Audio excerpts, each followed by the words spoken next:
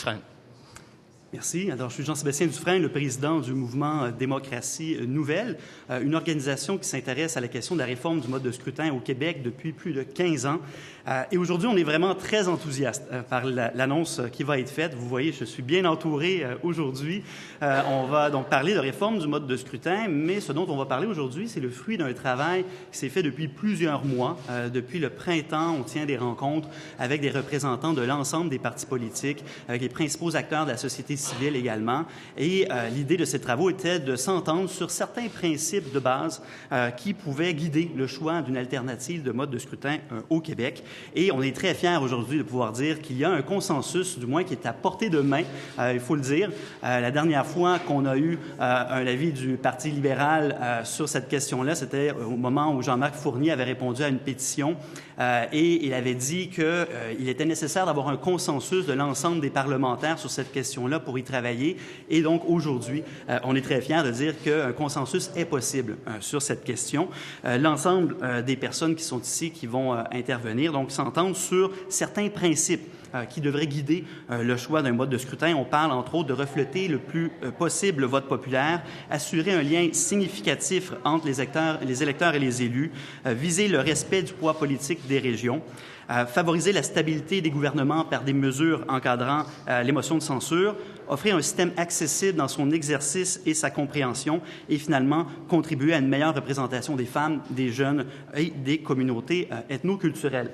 Alors nous, aujourd'hui, je vais passer la parole à certains élus et certains politiciens qui vont intervenir sur cette question-là, mais je dois dire que c'est un débat qui anime bien des gens au Québec depuis des décennies. Et aujourd'hui, on fait cette annonce, mais c'est aussi le moment pour nous de lancer une campagne qui s'appelle « Chaque voix compte ». Donc, on invite les citoyennes et les citoyens à aller sur le site chaquevoixcompte.com pour s'informer sur cet enjeu-là et aussi poursuivre la campagne, parce qu'on croit que effectivement cette réforme est à portée de main, puisqu'un consensus, on le voit, est possible. Donc, c'est vraiment un moment historique aujourd'hui, il faut le dire, d'avoir l'ensemble des partis comme ici qui sont représentés et qui vont donc à tour de rôle intervenir et faire part donc de leur appui. On va même avoir un document, on va pouvoir signer par la suite une déclaration à cet effet. Alors, je passerai la parole à Benoît Charette. Merci, M. Dufresne. Bonjour tout le monde. Effectivement, c'est un moment qui n'est pas commun de voir les différentes formations politiques réunies à l'Assemblée nationale porter un même message. Je pense que c'est attendu que d'être capable de collaborer ensemble de la population. On parle souvent de cynisme. Cette belle collaboration qui a prévalu au cours des dernières semaines est une belle illustration que c'est possible. Et au niveau de la coalition Avenir Québec, les 6 principes qui ont été évoqués par M. Dufresne font partie intégrante du programme suite à un congrès de nos membres qu'on a tenu en novembre dernier. Donc, la réforme des institutions démocratiques et plus particulièrement la réforme du mode de scrutin pour la coalition Avenir Québec, c'est fondamental. On a eu l'occasion de dire à plusieurs reprises qu'il y a littéralement une crise de confiance envers nos institutions démocratiques. Ça se traduit de différentes formes. On a vu au fil des ans, notamment, que le taux de participation baissait de façon considérable. On a vu également, au cours des 60 dernières années, c'est un petit peu la statistique qu'on révélait l'année dernière, comme quoi il y a eu 9 fausses majorités sur les 16 élections qui se sont tenues. Donc, tous ces facteurs-là font en sorte qu'une crise de confiance envers nos élus et le mode de scrutin en est une des illustrations compte tenu de l'adéquation entre le vote exprimé et le résultat à l'Assemblée nationale.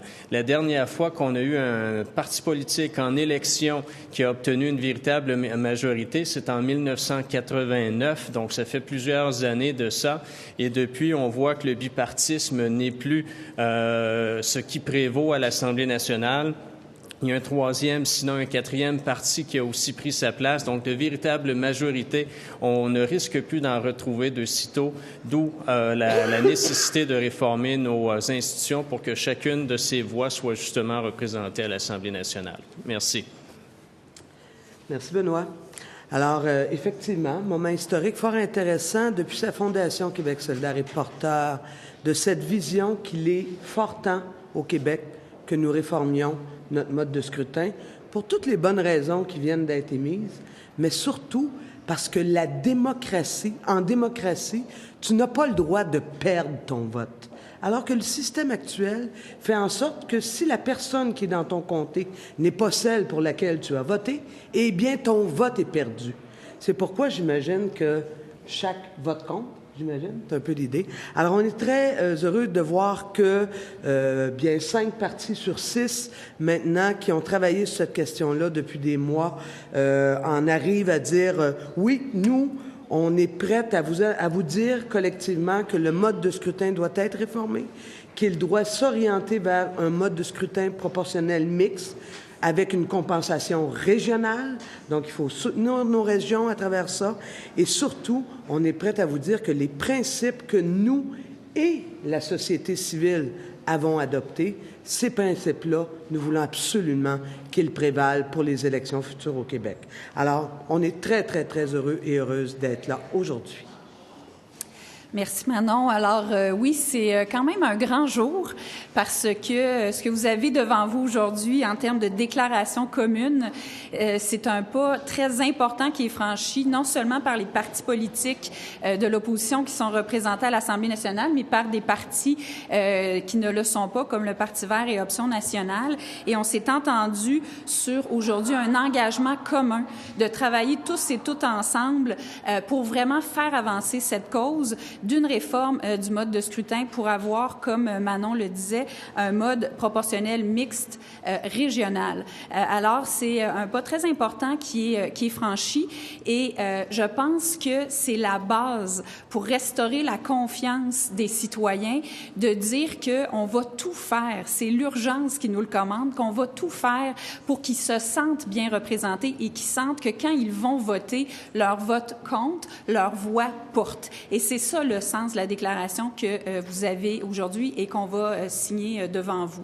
Au Parti québécois, vous l'avez vu, notre nouveau chef, comme tous les candidats lors de la dernière course, se sont engagés en ce sens-là. On amorce un processus de congrès dans lequel cette proposition-là va être mise de l'avant dès le dépôt donc de la proposition principale et nos travaux vont pouvoir justement alimenter cette prise de position-là.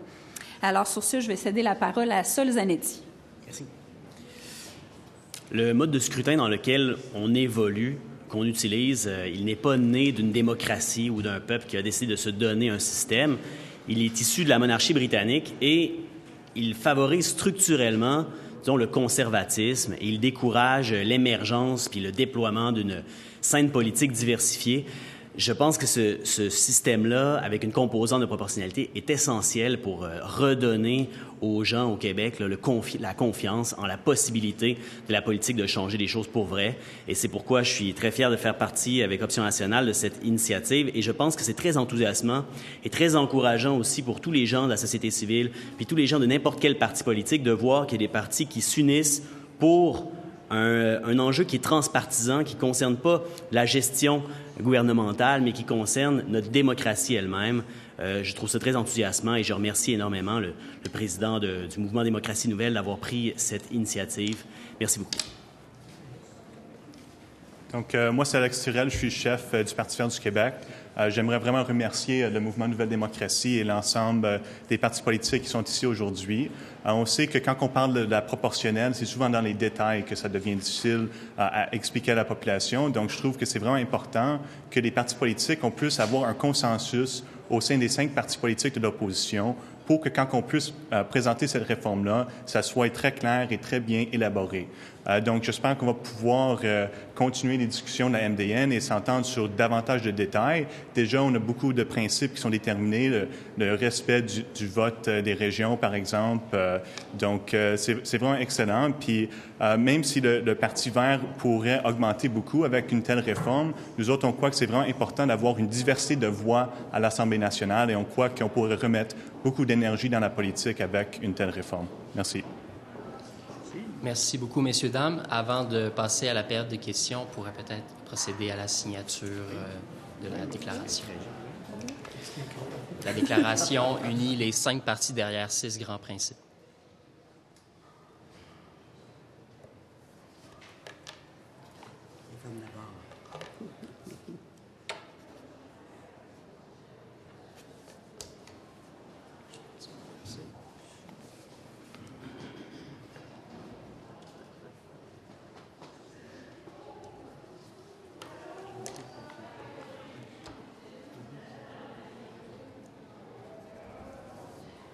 parti.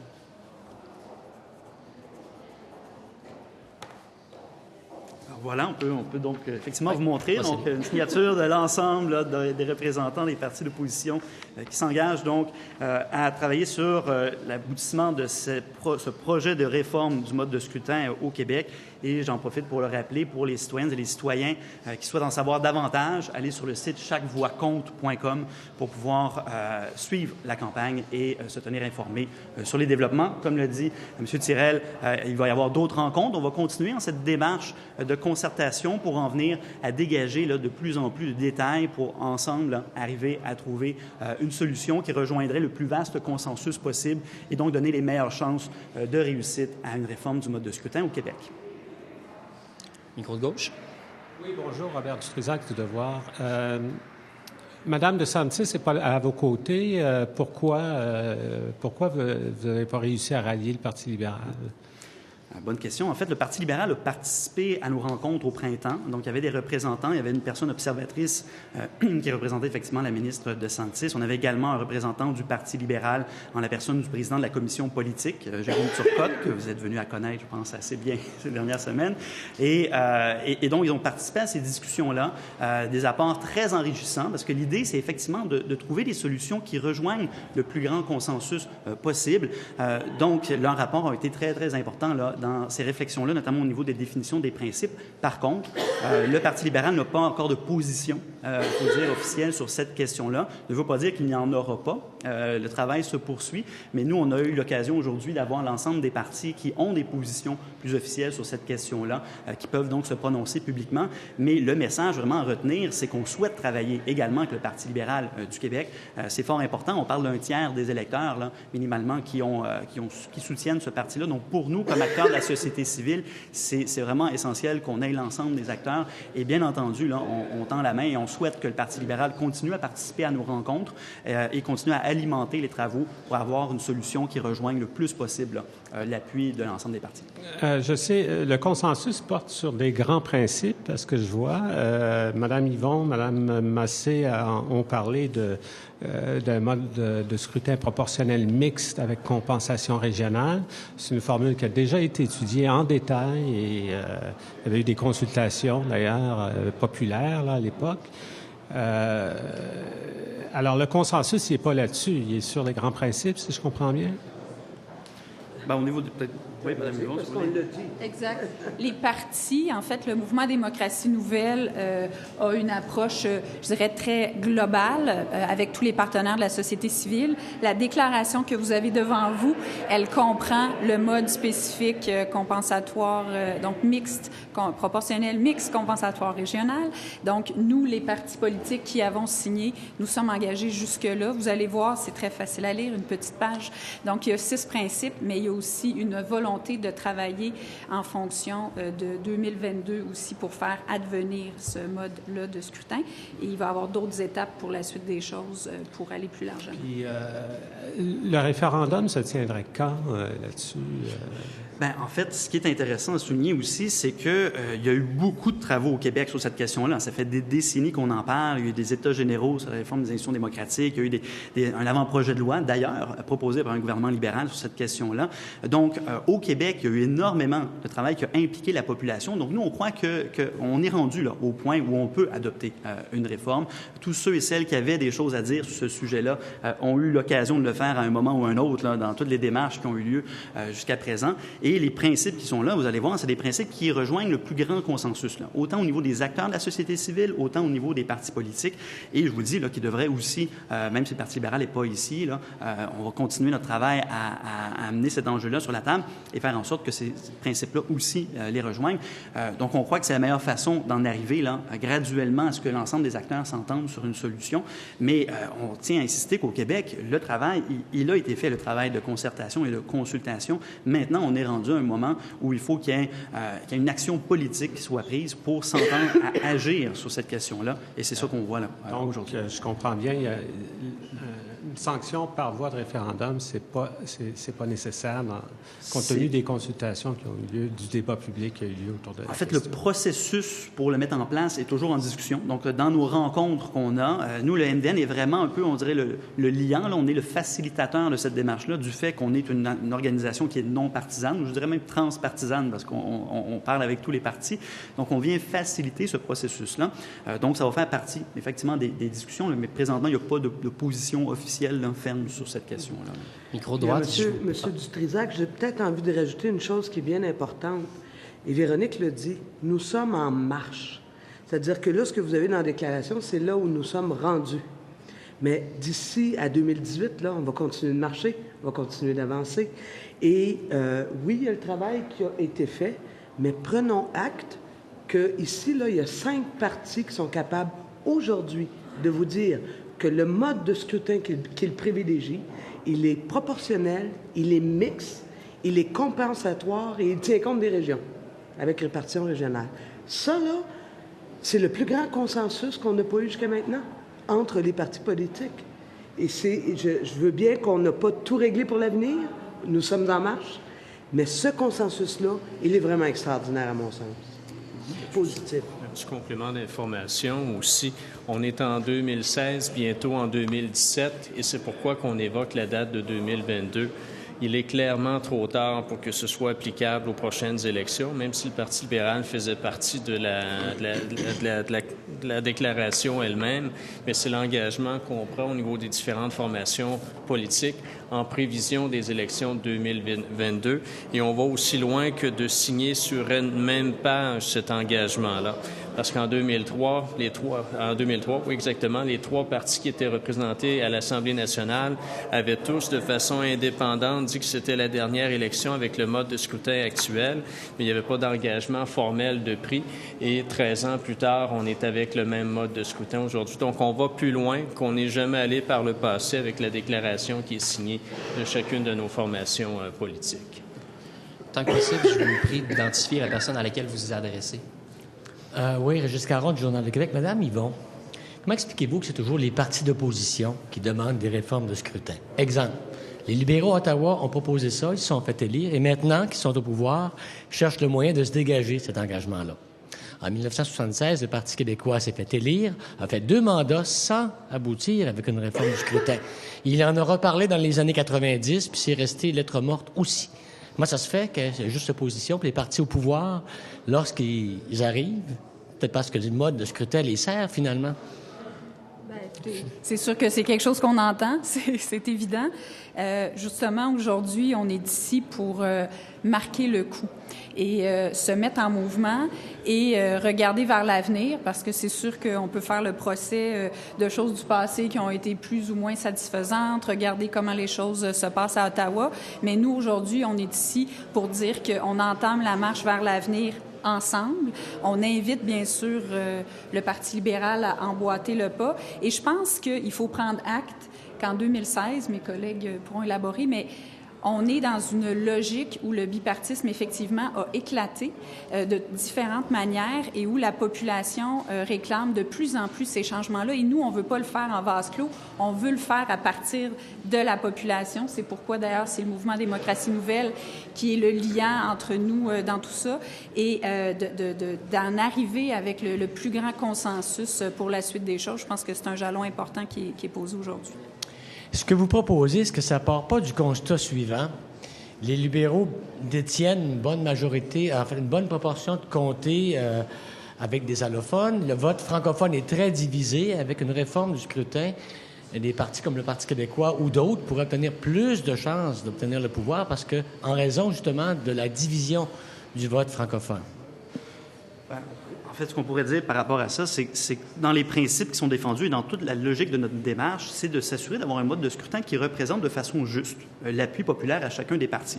Et ça, nous, on estime, en tant qu'acteurs de la société civile, que c'est la clé. On dit, au-delà des joutes partisanes, de dire, mais si on peut avoir un système qui permet que chacun des partis est représenté à la hauteur de l'appui que l'électorat lui accorde, après ça, c'est à chacun des partis, bien entendu, de faire valoir leurs idées et de courtiser leur électorat, mais de se retrouver à avoir une une représentation qui est plus fidèle de l'appui. On croit qu'on est rendu à ce niveau-là au Québec. On sait qu'une grande majorité, là, plus de 85% des pays industrialisés dans le monde ont un système électoral à finalité proportionnelle. Donc, c'est pour dire qu'il y a des grands pays, là, des pays très respectables, des grandes puissances qui ont un système comme celui-là. On peut se baser sur l'expérience de ce qui se fait à l'international. Donc, nous, l'idée, c'est pas d'essayer des choses, c'est de se baser sur les meilleures pratiques et de les transposer ici au Québec en se basant sur les principes qui nous animent.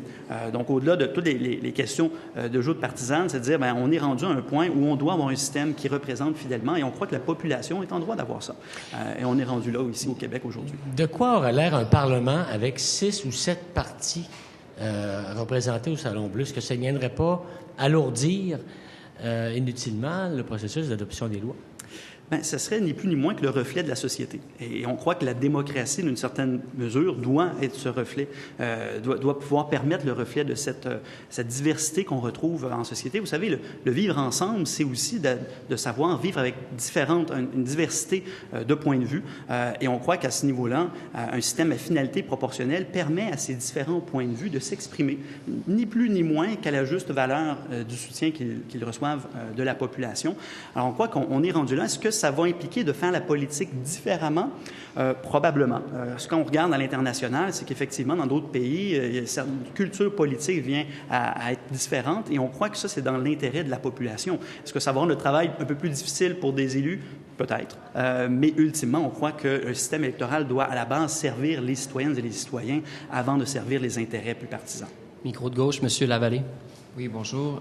Doutez-vous que la population a véritablement cette préoccupation-là à cœur? Parce qu'on a vu en Colombie-Britannique qu'il y a eu des référendums, les propositions n'ont pas été adoptées. Même chose en Ontario. Récemment, l'île du Prince-Édouard, il a fallu 4 tours de scrutin. La participation est extrêmement faible et de justesse, un système proportionnel dans un référendum non contraignant a obtenu une majorité.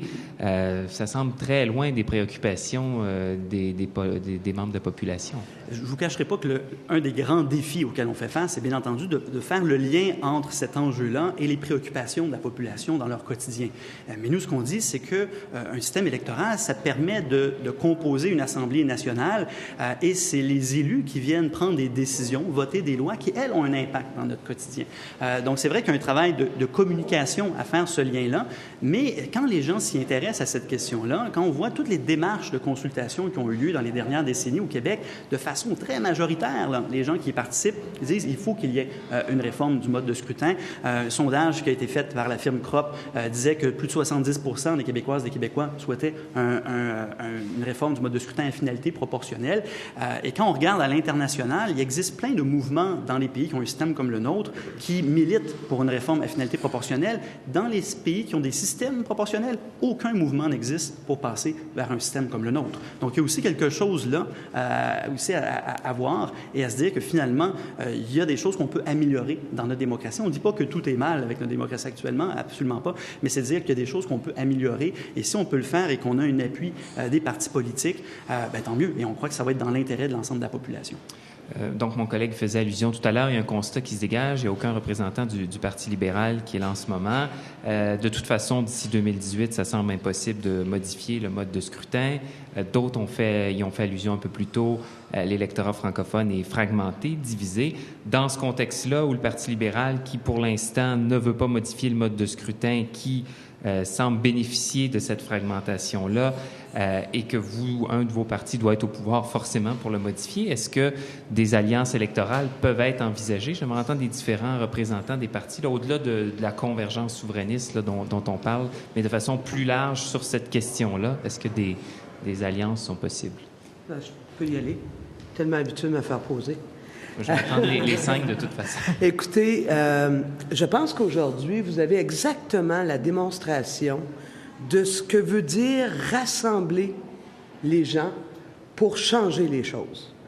Et ce que notre formation politique vous dit depuis quelques semaines, c'est que 2018 a de particulier que dans la mesure, et là je vais parler pour mon parti parce qu'on n'a pas tout sur le mode de scrutin, on s'entend, mais sur d'autres dimensions, vous le savez autant que moi qu'on ne s'entend pas.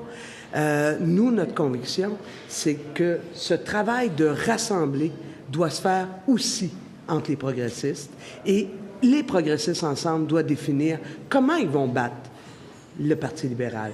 Pas les partis politiques. Les progressistes ensemble vont devoir le convenir. Mais moi, quand je nous vois aujourd'hui, l'espoir que ça me donne, c'est à partir du moment où on est clair. Le premier travail qu'on a fait, c'est l'ouverture d'esprit de se dire, on va s'asseoir ensemble. On va répondre positivement à la demande de la société civile. Le deuxième élément, on s'est entendu sur des principes, pas sur le détail, sur des principes. Alors, est-ce qu'il y a là une nouvelle façon de travailler? Je trouve ça intéressant. Au lieu d'essayer de nous convaincre mutuellement que c'est nous qui avons le meilleur système, s'entendre sur des principes, cette fois-là, ça porte fruit. Alors donc, je pense que c'est une belle expérience et la recherche des solutions viendra aussi, comme on l'a fait dans les derniers mois. Je vais permettre un petit commentaire. 6 principes sur lesquels on s'entend, mais manifestement, on ne s'entend pas sur tout. La perspective de la coalition Avenir Québec n'est pas une alliance contre le Parti libéral. Notre perspective n'est pas non plus de créer une convergence pour déloger le Parti libéral. C'est pas du tout la perspective dans laquelle on travaille et ce n'est pas la perspective de cette déclaration-là qui est faite aujourd'hui. Cependant, pour répondre à votre question sur les alliances, lorsque le bipartisme éclate, on l'a mentionné tout à l'heure, elles se font de facto lorsqu'il y a notamment un gouvernement qui est minoritaire. Donc, nous, c'est dans cette perspective-là qu'on se place. Donc, ce n'est pas une alliance préélectorale, bien au contraire, mais c'est dire ultimement, si jamais on a 3, 4, sinon 5 partis politiques de représenter à l'Assemblée nationale, c'est de trouver le moyen de tous travailler ensemble, ce qui ne se fait pas actuellement.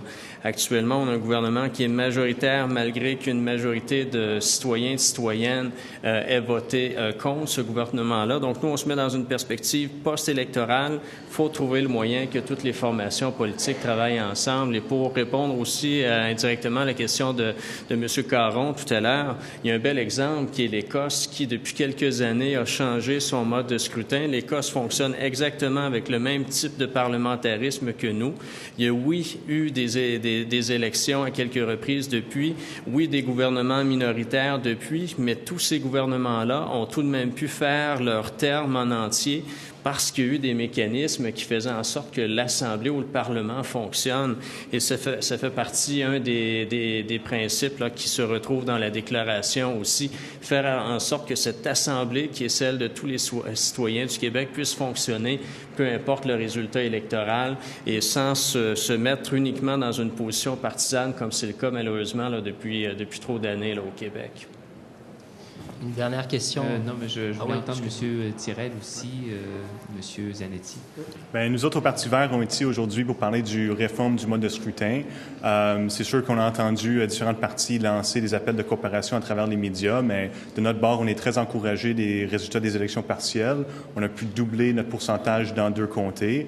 Donc, c'est très peu probable que le Parti vert va prendre des alliances préélectorale en vue des élections. C'est sûr que la porte est toujours ouverte à Québec solidaire. D'ailleurs, on n'avait pas présenté de candidat contre les députés sortants de Québec solidaire en 2014. Donc ça reste ouvert, mais les discussions ne sont pas encore commencées. Aujourd'hui, c'est vraiment pour la réforme du mode de scrutin. Donc, vous êtes ouvert une alliance, mais juste avec Québec solidaire, je comprends. OK, très bien. L'objectif d'un mode de scrutin proportionnel, c'est de permettre la diversité des voix de s'exprimer. Alors, c'est pas d'être obligé d'avoir un seul parti pour contraindre tout le monde à faire des compromis. Cela dit, étant donné, je pense, le besoin au Québec là, qu'on sent puis qui se manifeste dans la multiplication des partis, d'une voix, de plusieurs voix, d'avoir des voix diversifiées, il y a quand même fort à parier que le prochain gouvernement qu'on va avoir va être minoritaire. C'est un scénario qui est très, très envisageable à ce moment-ci. Et si la majorité des élus de l'Assemblée nationale sont en faveur de ce mode de scrutin-là, même s'ils ne sont pas au gouvernement, bien, ils peuvent faire passer un tel projet de loi ou avoir un bon levier pour le faire. Alors, c'est pour ça que je pense qu'il y a beaucoup d'espoir là-dedans. Peu importe la question des alliances électorales qui n'a pas été abordée de toute façon jusqu'ici là-dessus. Merci. On ne travaille pas sur les alliances avec le mouvement Démocratie Nouvelle. on départage les enjeux, les dossiers. Vous nous avez tous ensemble pour la réforme du mode de scrutin. Vous devriez être très heureux. Je pense que les Québécois et Québécoises sont heureux de voir ça, qu'on est capable de mettre nos divergences de côté, nos travaux sur d'autres enjeux qui peuvent être plus consensuels ou moins, pour se dire c'est un enjeu qui est fondamental. C'est au cœur de la démocratie, la représentativité des gens dans le système démocratique. Alors, on s'unit pour ça. Je pense que c'est pas banal aujourd'hui. Non, c'est pas une stratégie pour battre les libéraux que vous annoncez aujourd'hui, là. Non, c'est une stratégie pour que les gens soient bien représentés dans la démocratie. Donc, on n'est pas dans plus que ça. Oui, et je vous dirais que c'est vraiment un pas majeur dans la longue marche qui s'inscrit depuis des années en faveur d'une réforme électorale. Alors nous, on voit ça vraiment avec un œil très enthousiaste de voir que l'ensemble des partis, du moins d'opposition présentement, veulent bâtir là-dessus et sont d'accord pour qu'il y ait cette réforme-là, et même une certaine réforme. Donc, il y a vraiment quelque chose d'historique dans ça, il faut le dire, de s'entendre sur les principes et sur une volonté qu'il y ait une réforme qui se concrétise dans un avenir très proche. Donc ça, on voit que c'est vraiment un pas historique par rapport à notre cause.